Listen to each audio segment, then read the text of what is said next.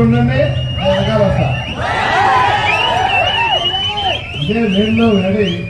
మనం టీవీరావు గారి ఘాట్ మొదలెట్టారు, గుర్తుందో లేదు. టీవీరావు గారి ఘాట్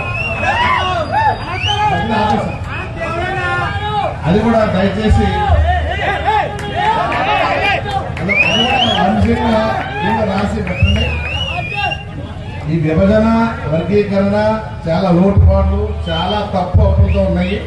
ఇది జరిగేది కాదు, అది ఈజీగా మీరు కంగారు పడదు. కానీ పోరాటం తప్పదు, పోరాడించండి. వెనకాల ఉంటాను, వెనకాల ఉంటాను, అన్ని రకాలుగా సహాయం చేస్తాను.